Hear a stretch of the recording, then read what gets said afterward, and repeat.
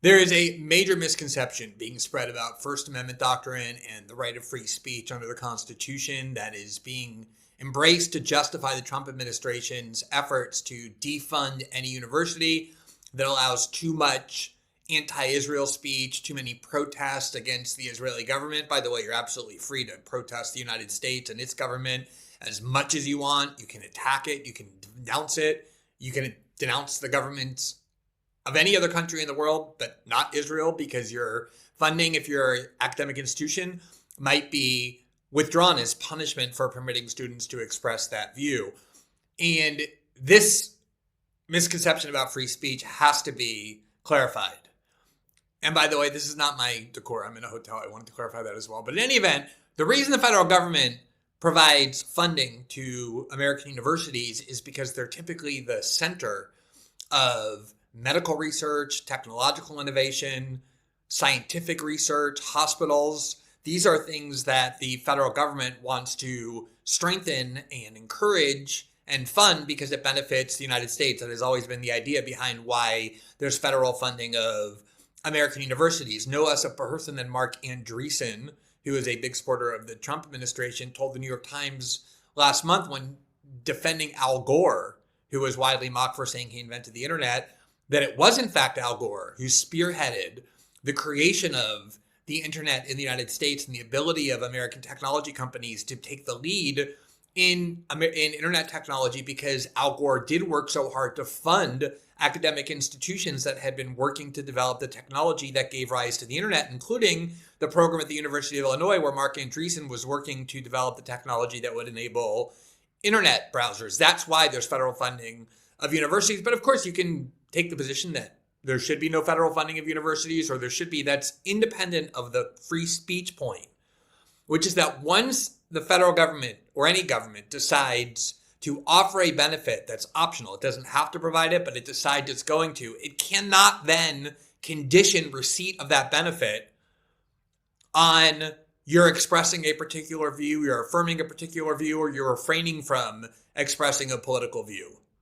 And this is basic First Amendment doctrine. You had all these people defending the Trump administration's attack on these universities for allowing anti-Israel protesters, saying, oh, obviously it's not a First Amendment violation to deny federal funding of a university because the government doesn't have to provide funding to universities in the first place. It's true, the federal government doesn't have to provide funding to universities. But once it decides to do so, it cannot then punish the universities by withdrawing that funding only for universities that allow a particular view to be expressed or a particular type of protest to take place and not any other. That is a clear violation of the First Amendment. There's so many court cases on this. There have been efforts, for example, to deny property tax exemptions to people who refuse to sign a vow saying they're not in favor of overthrowing the government of the United States, saying, oh, you only can get a property tax exemption if you sign a note saying you don't support the overthrow of the United States government.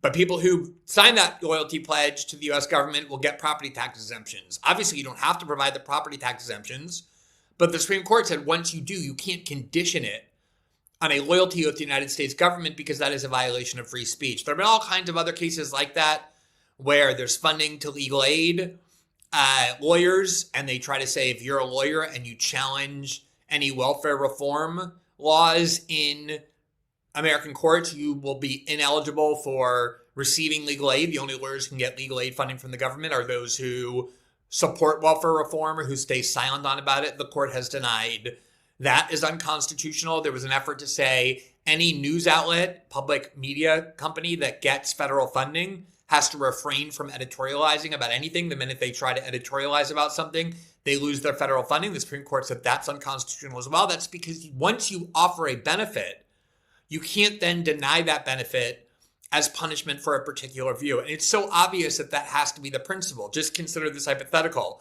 The U.S. government, or let's say a state government, opts to provide unemployment benefits to people who get fired, lose their job. Obviously, it doesn't have to provide unemployment benefits. It decides that it's going to. Imagine a law enacted by a state, say Massachusetts, that said, if you support Donald Trump or express support for the Republican Party, you will be ineligible to receive unemployment benefits. The only people eligible to receive unemployment benefits are those who take an oath to support the Democratic Party. Everybody would immediately understand why that's unconstitutional. And yet, you could justify that law based on the same distortion, the same warped rationale as is being offered for the Trump administration's actions this week, which is, oh, look, the government doesn't have to give you unemployment benefits. So you can't claim that it's a violation of your Constitution if the government takes unemployment benefits away from you. And the obvious answer is the state has the right to terminate unemployment benefits programs for everybody if it wants, but it can't withdraw them or deny them as punishment for a particular view, nor can it condition receipt or the right to have those benefits on affirming a particular view. So the fact that federal funding is optional doesn't mean the government has the constitutional right to deny it to certain universities that allow a certain type of protest. This is all independent of, by the way, of the creepy phrase that Trump officials, that President Trump used to justify these attacks to serve pro-Israel donors, which is, oh, we're just going after illegal protests. What is an illegal protest? Obviously, if somebody breaks the law, they're going to get arrested. There have been hundreds or thousands of protesters on college campuses throughout 2024, including huge numbers of Jewish students who were protesting the Israeli war in Gaza. They got arrested. But there's no such thing as an illegal protest.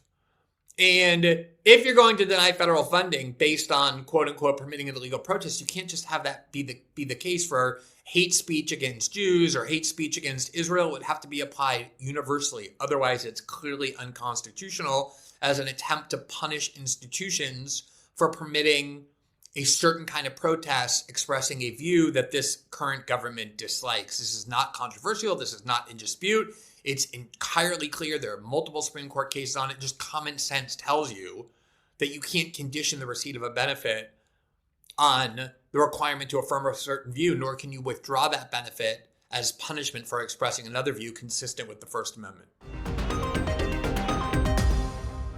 Thanks for watching this clip from System Update, our live show that airs every Monday through Friday at 7 p.m. Eastern, exclusively on Rumble. You can catch the full nightly shows live or view the backlog of episodes for free on our Rumble page. You can also find full episodes the morning after they air across all major podcasting platforms, including Spotify and Apple. All the information you need is linked below. We hope to see you there.